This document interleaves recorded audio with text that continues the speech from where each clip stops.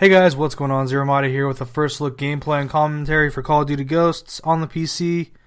Playing the map Whiteout, TDM. I'm going with the Specialist Strike Package, which gives us additional perks. Also using one of the default loadouts, the Honey Badger loadout, which I really enjoyed using with my short time in Ghosts when I played it.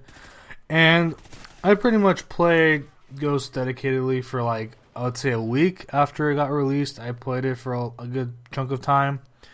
Kind of, really got into it, and then kind of just threw it away just like any other Call of Duty game, at least for me. And I kind of recently, a couple of climates were playing Ghosts again, so I hopped on, and some people on our channel were asking if I was ever going to post some COD gameplay, because I did promise I would post it eventually. So here it is now, after like a few months of it being released. But kind of a couple issues with Ghosts for me, and it's just, first off, it's the same shit over and over again with Call of Duty. A lot of kind of kudos, I guess you could say, for Activision. They really did a good job advertising the game.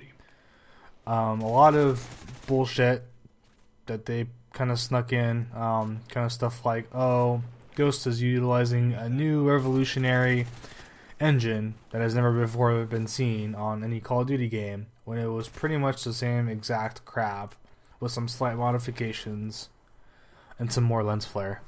So that's kind of first things first. It's really, they were hyping up Call of Duty Ghosts to be the next generation game, when in reality it was pretty much just the same recycled Call of Duty game with some reskinned maps and some new features such as the companion dog, the return of the dog kill streaks, which are really ridiculously OP in the first few weeks.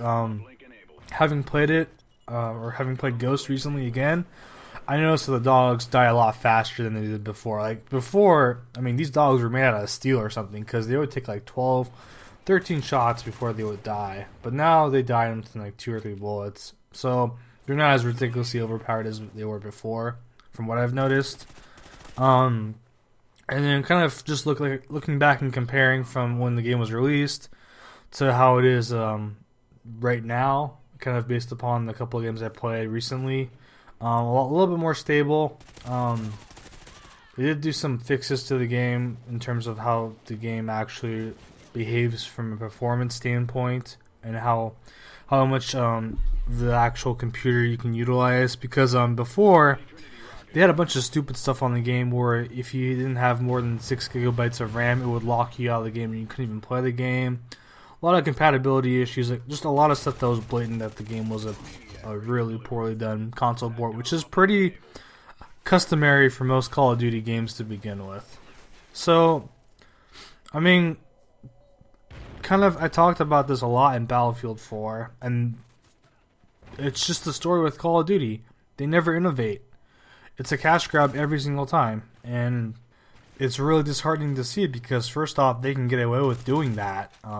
There's no loss in traction. Call of Duty is making a lot of money, a lot of good reception off of Call of Duty based upon its audience and kind of the reviews. And really, as a large corporate industry, and how much of an impact that Call of Duty makes on the actual gaming scene in general, because it's a big game, because of esports, because it's a great market share for the actual console games, it's an example by default. And just to see kind of this model of really half-assed work being a thriving factor in the gaming industry is not good for game developers. And that's just going to encourage more people to utilize this kind of tactical ploy. And that's evident because, like I said, with Battlefield 4, when I talked about my Battlefield 4 video, they're pretty much doing the same thing there with the DLC. They're rushing out Battlefield 4 after Battlefield 3 was released a couple years ago. And it's just not a good thing in general to see it happen. But that's enough bashing Call of Duty for one video. Even though it does have its faults and problems, there's still some things that you can really be encouraged by and you can really appreciate with what Call of Duty has brought to the gaming industry, especially for the Call of Duty series in general. First off, a lot more focus on the esports in general. They have their own league mode, kind of matchmaking, ranked, and all that good stuff. So that's really good to see, and really encouraging to see at least some traction on that end, in that part.